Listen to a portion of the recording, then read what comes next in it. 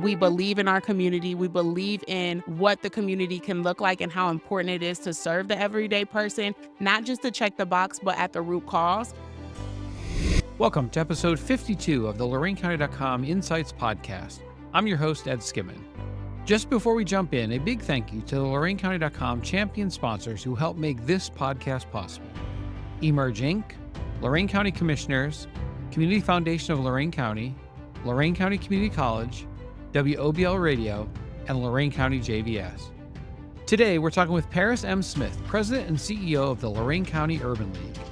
Join us as Parris talks about Urban League's mission to support African Americans and underserved individuals through education, economic empowerment, and civic engagement. She shares how the organization tackles challenges unique to Lorain County, the importance of strategic partnerships, and her personal journey into leadership.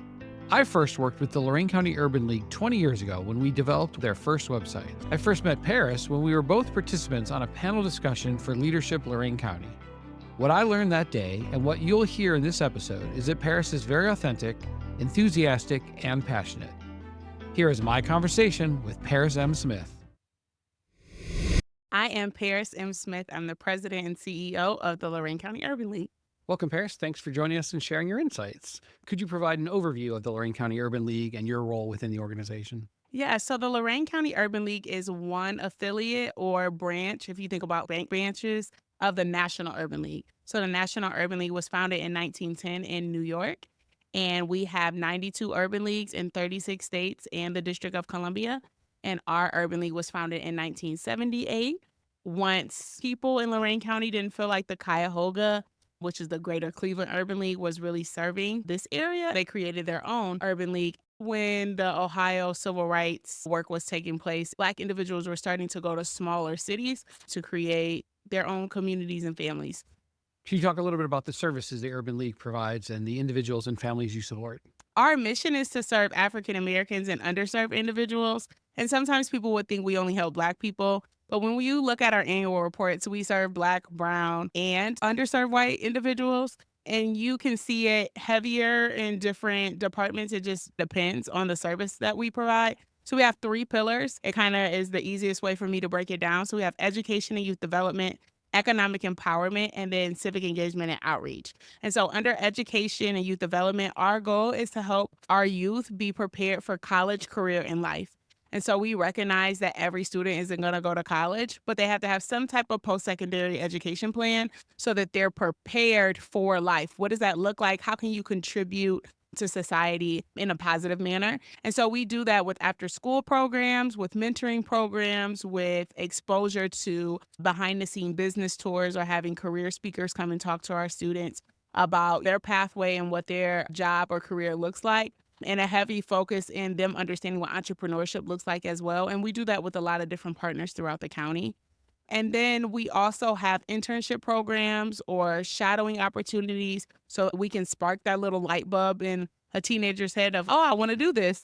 And it's really funny to see people say, I kind of want to be the journalist, but where do I work at? I don't want to work for the paper. Or I want to be a respiratory care therapist, but I don't want to be in a hospital when they say code blue. So making sure that they're able to see that careers aren't just placed in this one little siloed box, even though if you look at our grandparents and our parents, maybe they worked in that typical job or bubble for so many years. So we don't know that you can work one career for 10, 12, 20 years and then go and do the same thing, but in a different capacity, if that makes sense. And then economic empowerment, that's our housing, our workforce, and our entrepreneurship work.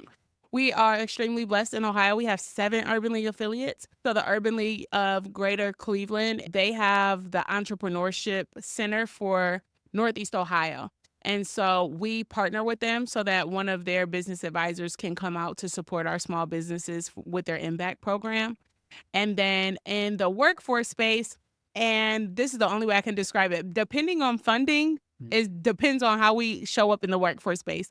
The National Urban League was founded on enslaved individuals coming from the rural South to the industrial North to find places to live, for their kids to go to school and to work. So historically, the Urban League is known for workforce, no matter if you got the funding for it or not. And so every year that can look different. We used to have direct services of getting people in jobs. Currently, we work with some collaborative efforts to make sure that our constituents are exposed to livable wage jobs. And that looks like hiring events. We will support some career fairs, but we know that it's not oftentimes where people's resumes make it through the system of getting to that HR director. So if we have a hiring event, we have people come in, they get to hear from the HR reps or a company rep about what that company stands for, what they're looking for, what the pay and the benefits and all that is.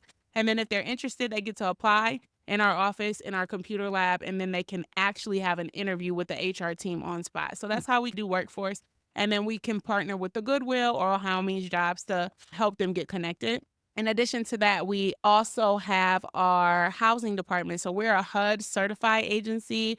HUD stands for Housing Urban Development from the federal government. And so our goal there is to help people in pre-purchase prepare to become homeowners and to create generational wealth, foreclosure prevention, help them save their homes.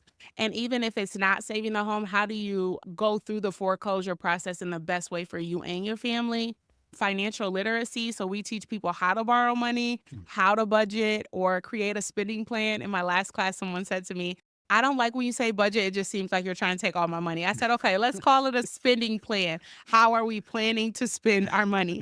And then we do a lot around fair housing law and upholding fair housing law, specifically in the city of Elyria, but we do that work in other cities in the county as well. The education around fair housing law and making sure we help resolve landlord and tenant issues. So that's what our housing work looks like. Sometimes we have emergency dollars for homeowners and renters, but it just depends on what the funding looks like for that season. In our civic engagement and outreach space, we literally have so many things going on. So we provide trainings. Our trainings are called Getting to Equal, United, Not Divided. And so when we work with corporations, boards, small entities that come and say, hey, this is a topic that could fall in a sensitive topic space, and we really need help on drafting what a training can look like and having somebody come be able to present that. Sometimes it's diversity, equity, inclusion, even though those are taboo words. And there's other times where we just need to have conversations of what our policies look like or how to be able to talk to our clients about sensitive information.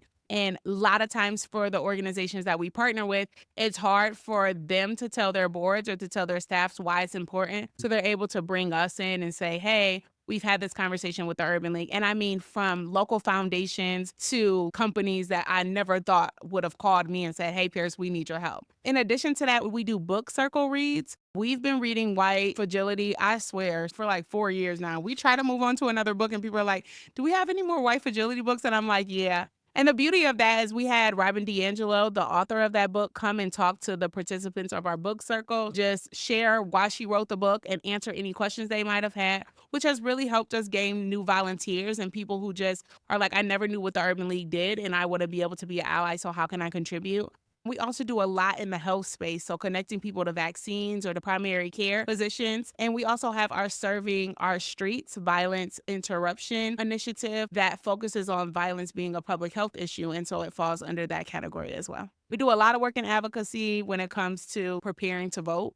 We co-facilitate the Civic Engagement Coalition, where we're not only getting people registered to vote, but educating them on the issues, teaching them how to look up their representatives' voting records, and making sure they understand that elected officials work for them. We literally paid them to work for us, and they're responsible to serve their whole constituent. And on the back end, we also get a chance to advocate at a local, state, and federal level, being connected to the National Urban League brand of what does it look like to make sure our constituents are clear on what's taking place in Lorain County, what our needs are, and how they can support the constituents that we have. I'm sure I missed something, but there's a lot that's going on here at the Urban League. You mentioned partnerships a number of times. I'm sure to have the impact that you have lots of partnerships. Who are some of your best local partners? I would say our number one partner is El Centro. With them being the Hispanic organization, it really just fits hand in hand. But their executive director, Victor Leandri, and myself, we work very well together. And at a national level, Janet is the Unidos US, which is the Hispanic organization's president and CEO. And then Mark Moriel is the National Urban League CEO. They have a documentary together and they do a lot of work together. And so Victor and I both get to do local work, but we also get to do regional work and national work with our national brands. And it was very important to us from the census. So it hasn't been a long time that we've worked this closely together, but we were able to lead committees to get our census numbers up in 2020. And it just really let us see that we're doing the same work.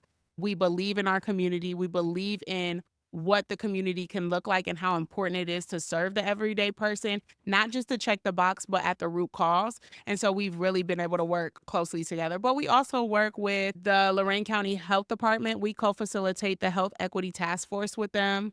Our local library system, both in Elyria and Lorain, we do a lot of work with them. The Palace Theater, we are able to host free screenings of movies and documentaries and have events there. And they always are like, okay, sometimes they give us free refreshments and everything. And I'm always like, thank you so much, Chris.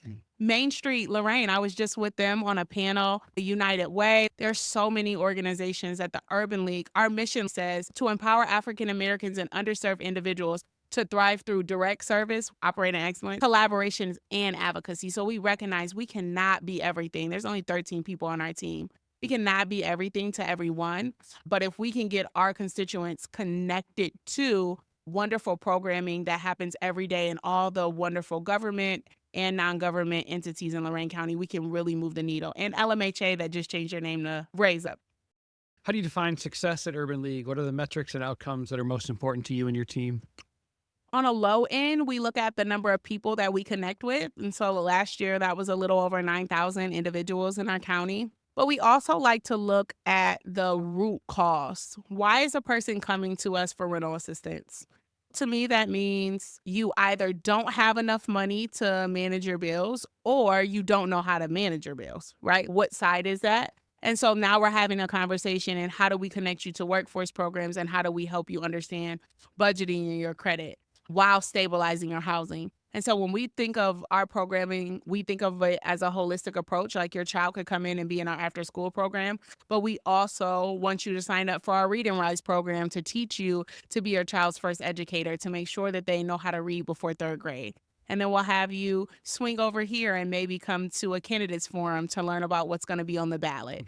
And so it's really about helping them in their greatest need when they come to us, because most people come to us because they are having a great issue, but then maintaining those relationships and hopefully one day them becoming urban leaguers and feeling like the urban league is their urban league and a safe space for them to be heard and help us change our community for the better. What do you see as the biggest challenges or trends related to the underserved community that are specific to Lorain County? We're all over the place. One is funding. I love being able to go to other urban leagues because I get to see their communities and the work that they do. And Lorain County is so unique. We have so many nonprofits that do so much great work. And so we don't have a plethora of corporations or foundations or federal funding or state funding coming in to be able to serve all those entities. So funding is always tough. You want to make sure that people who work for nonprofits, because they work around the clock, they don't just work 9 to 5, actually do get paid and they have benefits and things of that nature, because the work that they do is imperative for our community to thrive. The other one is transportation. I remember being in high school and my parents would give me a pack of LCT bus tickets and they got off of work at the college at 7:30. I got out of school like 3. And I could go anywhere I wanted. As long as the bus got me there, I could go anywhere. And I just text them, hey, I'm going to Oberlin, or I'm going to the Dollar Movie in Oberlin, or hey, I'm going to the mall, or hey, I'm going here. And as long as I was back by 7:30, I had a ride home. If not, I had to use a new ticket to get me to the closest bus stop to my house, and I had to walk. And to just think about how people can't get to work and just the challenges that we have around transportation is a whole thing. And I know it's been continuous, but that's a challenge. And then affordable housing. Being able to think about how society says the government's rule is that you should only use 30% of your income from household expenses. That's your mortgage, that's your rent, and everything that you pay in utilities for your house. And to look at how much even I pay for my mortgage ain't nowhere near 30%. How can we expect our families to thrive and be able to go to school or to be able to start businesses, be able to do something else than work to pay bills and rob Peter to pay Paul if we don't have things that are affordable? You mentioned funding. What are the different funding streams for Urban League? We have grants, and those grants can come from governmental entities or private foundations or family foundations. We have a relationship with the National Urban League, and so sometimes we can apply for grants through the National Urban League as well. We have local membership, so individuals here that do a monthly subscription to help with the services that we provide here at the Urban League. We also have corporation memberships and corporations that we are able to show the work that we're doing and how that aligns with their missions, whether that's like a business like Huntington Bank or somebody like Bendix that sees the work that we're doing. And they might have business foundations like the Norton Corporation Foundation, or it could just be an initiative that they're doing that they want to make sure that they give back in. We write a lot of grants to a lot of people trying to make ends meet, and we host fundraisers as well throughout the year. Let's switch over and talk a little bit about you. What's your background and what led you to this role? I will say I'm from Lorain, specifically Campedo. People laugh like, why do you say that all the time? But that's where I was raised. And it's just like to see all my friends and family that have come out of that neighborhood and we're all really doing well and everybody wrote us off is just a great thing. So I'm from Lorain and I always wanted to help people. I never had a clue what I wanted to do. Like I went to college not knowing what I wanted to do. My sister always knew she wanted to be a doctor from like 9. She was like, I'm going to be a doctor. And I'm like, this is so annoying. I don't understand. What am I supposed to be doing? And I had the privilege of being able to be in one of the Urban League's internship programs when I was in high school. And so I did that program. I thought I wanted to be in the medical field, got to undergrad, realized I hated that. And it wasn't that I hated the work, it was that I didn't understand that I didn't have to work in a clinical setting, that I could do something different. I was like, maybe if somebody would have said that in that way. So I started doing youth work where the Urban League hired me as a fellow when I was in graduate school to help run their education programs. And then over the course of time, I've been here for 10 years and the president. In your 10 years here, what are you most proud of accomplishing?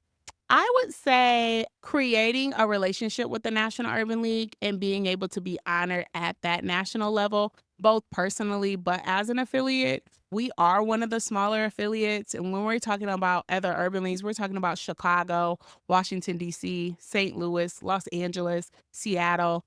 So to be able to do great work, to have great outcomes, to show the impact, and then for my colleagues to see that on a national scale is probably the greatest accomplishment. What advice would you give a young person in Lorain County that wants to make a difference? I would tell them, look, Lorain County is where to do it. I made a vow to myself that I wouldn't leave my community until I worked there for so many years because I just seen so many people leave. Like, Lorain County is so bad. It is not. It takes the people who actually care about it to make the difference. And so I would say your voice matters today. There's so many ways that you can get involved and tell somebody, I want to do this. I don't know what it looks like. I don't know how, but somebody is there to give you a chance. And I know that if Frank Whitfield was the CEO here at the Urban League at the time, if he didn't give me a chance and hire me, what did I know to run education programs? But if he didn't give me that chance, there's no way that I would be the president today. Who inspires you, whether personally or professionally? I would say my grandmother. She is 96 years old. She picked cotton and tobacco in Georgia. Just her upbringing and her fight. She had to drop out of school when she was in 7th grade, and she had her family at 15 and just realized she didn't want to raise her kids in the South, so she came to the North. She hustled in New York City, fell in love, got married, came to Ohio. Her husband was a pastor, and she worked diligently at Wesleyan Nursing Home. That's not what it was called then, but the Methodist home. She worked there tirelessly as an assistant, like janitor, like STNA-ish position for years, y'all. And then the state boards opened where anybody could apply who had this many years of service, who have already worked. And her supervisor nominated her. She had to raise kids, work nights, and study for the exam. And out of all the women that were recommended, she was the only one that passed. So to think about picking cotton and tobacco, not thinking that you could have a future and that the future wasn't for you, and then being able to be a licensed nurse, that is crazy. That's a lot of change. Yeah, a lot of change really quick. And so she never told us we had to go to college. She was like, you just have to find that thing that you would do for free. And I used to tell her all the time, Grandma, that's a little crazy. I'm not trying to work for nobody for free. There's nothing I like to do. And then when the moment came up for me to apply for this job as the president, I realized I want to help people. And if I won the lottery today, I would just do X, Y, and Z, maybe not work as much as I do, but I wouldn't charge the Urban League to pay me. I finally found that thing. It took me about 6 years once I was here, but I went back to her and I said, I see what you mean now. And that's a beautiful thing. And she calls and checks on me and she's like, are you saving your money? Do you get paid? She doesn't understand how nonprofit works. She watches Al Sharpton on Saturdays on his show and she's like, you're with him and I don't think that's safe. I'm like, I understand, Grandma. But she knows that my heart is here. Like she'll call and ask about the students that are in our after school program or summer program. I know you're taking the kids here. Where are y'all going? I want to make sure the prayer group is praying for y'all. She's so consistent. And that really inspires me. Like, how can I give up when you didn't? There's no give up. That's just not an option. I imagine she's really proud. Yeah, she is. She always, I'm so proud of you. I'm like, thanks, Grandma. It really does mean a lot. Outside of work, what are your hobbies and interests, and how do they help recharge you? So I really do work all the time. That is a real true thing. And I think that is the uniqueness of this role. It's very hard to balance. I think I can help people find balance because their jobs are different. For me, I don't really think it's a balance thing. It's just how to show up for who I need to show up in that season. And so whoever needs me in that season, I just have to shift my priorities to be like, this is the first priority. But I love, love, love to travel. The team will laugh. I will be on the beach in Mexico on Zoom. Okay, y'all. They'd be like, you're the only person that people would say you're on vacation, but we know you're working. And that doesn't bother me. But if I haven't got out, like if it's been 3 months and I haven't went anywhere, I'll start to feel it. So usually quarterly, I don't care where it's at, even if it's just a hotel room and I'm still working. I just need to not be in the office where everybody is asking me for help. Then I got to stay late to do mine. So they'll know, oh, it's time for Parris to catch up on some things and not being here barking orders at us. But it really helps. And I attest my ability to have balance because I know for sure Jesus gave me the skills, the knowledge, and the wherewithal to do this work. I can't even explain to people. And I think that's why Victor and I mesh so well, what it's like to not be able to turn off. If there's a killing by police, if there is a new law passed, if the school districts do something, if a kid doesn't get that scholarship for college, all of that stuff impacts us. If somebody was going to buy a home, they bought it, now they can't afford the refrigerator. Like, we don't do all that. But I'm calling Miss D or I'm calling Miss Lee or Mr. Achilles on our team. And I'm like, hey, call somebody, see if they got a refrigerator. Hey, call somebody and see if we can put these people in the hotel. So it's not that we can just say, well, actually, we don't do that. So call 211 or call someone else. And we do in some instances. But most times it's like our hearts are here. You trust us to be vulnerable with us. So we're going to serve you. It's a little hard to turn off. But I try a couple times a year to at least travel somewhere, see something I've never seen, and only talk to the team a couple times. They see all the emails and they're like, we know you're working. We got 10 emails at 4 o'clock in the morning. I'm like, leave me alone. Finally, where can people go to get more information about the Lorain County Urban League and connect with you? You can go to our website, www.lcul.org, but also all of our social media channels. So we use Instagram, Facebook, and LinkedIn. I am a millennial. I love the fact that we are able to post this is what we're doing so people can see it in real time. Our team always laughs at me because I'm like, you went to the event, where are the pictures? They're like, you cannot come back without the photos. Parris is going to talk about you. I'm like, if we didn't take pictures, nothing happened, guys. Which is not true. We do great work that's not always publicized, but I always ask them to. So all of our handles are at LC Urban League. And then on LinkedIn, you just look up Lorain County Urban League. Thanks, Parris, for joining us and sharing your insights. Yes, thank you so much. I appreciate the time. Thank you for listening to the LorainCounty.com Insights Podcast. Each episode, we share conversations with the people shaping life in Lorain County, from business and government to education, nonprofits, healthcare, and entertainment. Be sure to follow or subscribe on your favorite podcast platform so you never miss an episode. You can also visit LorainCounty.com to discover local events, volunteer opportunities, and more community resources. If you know someone who's making a difference in Lorain County, send us a note at podcast@LorainCounty.com. We would love to share their story and insights. Special thanks to our producer, Leah Gerke, and to you for listening. This has been the LorainCounty.com Insights Podcast, conversations with the people shaping Lorain County.